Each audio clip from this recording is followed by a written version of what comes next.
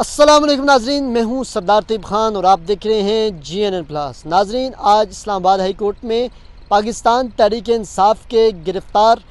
جو رہنما ہیں جن کا جسمانی ریمانڈ ہوا تھا، گزشتہ روز انہوں نے درخواست دائر کی تھی اسلام آباد ہائی کورٹ میں کہ جو انسداد دہشت گردی کورٹ اسلام آباد ہے اس کا فیصلہ کالعدم قرار دیا جائے۔ 8 روزہ جو جسمانی ریمانڈ پہ بھیجا گیا تھا، آج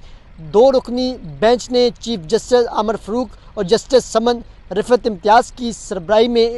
سماعت ہوئی۔ سماعت میں جو ہے وہ آج باقاعدہ طور پر پروسیکیوٹیشن جو ہے اس کو سنا گیا۔ اس کے بعد اسلام آباد ہائی کورٹ نے آج جو ہے انسداد دہشت گردی اسلام آباد کے جو فیصلے ہیں اس کو معطل کر دیا ہے۔ جو جسمانی ریمانڈ پر 8 روز کے لیے بھیجا گیا تھا اس کو جوڈیشل ریمانڈ کر دیا ہے۔ اس کیس کی جو مزید سماعت ہے وہ کل 11:30 بجے تک ملتوی ہوئی ہے۔ کل کہا گیا تھا اٹارنی جنرل کی جانب سے کہ کل جمعہ ہے تو پھر چیف جسٹس نے اور جمعے والے دن جو ہے وہ بینچ 2 رکنی بینچ ہوتا ہے وہ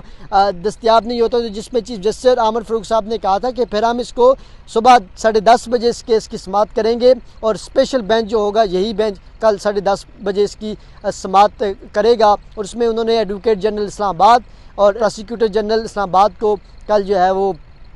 طلب کر لیا ہے، اور ساتھ ساتھ انہوں نے کہا ہے کہ جو جسمانی ریمانڈ ہے اس کو جو ہے وہ اسلام آباد ہائی کورٹ نے معطل کر دیا گیا ہے۔ اس میں جسمانی ریمانڈ میں ایڈوکیٹ شعیب شاہین، بیرسٹر شیر افضل خان مروت، شیخ وقاص، عاط خٹک اور احمد ڈوگر اور دیگر جو اراکین اسمبلی تھے ان کو جوڈیشل ریمانڈ کر دیا ہے۔ اگر ہم پارلیمنٹ ہاؤس کی بات کریں تو پارلیمنٹ ہاؤس میں بھی اسپیکر قومی اسمبلی ایاز صادق نے جو پروٹیکشن آرڈر جاری کیے تھے ان پر پاکستان تحریک انصاف کے رہنماؤں کو آج اسمبلی بھی لایا گیا ہے۔ تقریباً 11 بجے یہ اجلاس تھا اور 1 بجے کے قریب ان کو اسمبلی پیش کیا گیا ہے۔ اسمبلی کے اجلاس میں شرکت کے لیے لایا گیا، اور ہم نے ماضی میں دیکھا کہ پاکستان تحریک انصاف کی جب گورنمنٹ تھی تو سابقہ جو موجودہ اس ٹائم وزیر اعظم ہے شہباز شریف صاحب، وہ بھی پروٹیکشن آرڈر پر اسمبلی آیا کرتے تھے۔ اسی طرح آصف زرداری صاحب وہ بھی پروٹیکشن آرڈر پر اسمبلی آیا کرتے تھے، تو ایک اچھی روایت چلی ہے۔ سب سے پہلے ہم نے دیکھا کہ اسپیکر چیمبر میں یہ تمام ممبران گئے اور وہاں PTI کے رہنما اور حکومتی رہنماؤں میں آپس میں ملاقات ہوئی، جس میں وزیر قانون، وزیر داخلہ محسن خان نقوی صاحب اور دیگر جو ہے وہ انہوں نے ملاقات کی۔ امن و امان کی صورتحال پر بات چیت ہوئی اور پارلیمان کو آگے کیسے لے کر چلنا ہے، اجلاس کو کیسے لے کر آگے بڑھا جائے گا،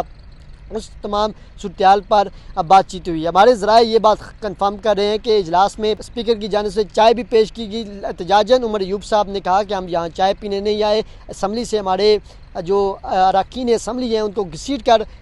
لے کر جایا گیا، یہاں سے پارلیمنٹ کے اندر سے جو ہے وہ ان کو جیل روانہ کیا گیا، ان کے گربان پکڑے گئے، لہٰذا ہم یہاں چائے پینے نہیں بلکہ ہم بات کرنے آئے اور اپنا پرامن پروٹیسٹ ریکارڈ کروانے آئے ہیں۔ کل اسلام آباد ہائی کورٹ میں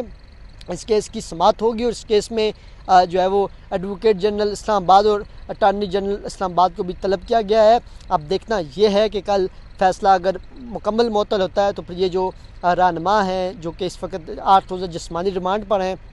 جن کو آج جوڈیشل کر دیا گیا ہے،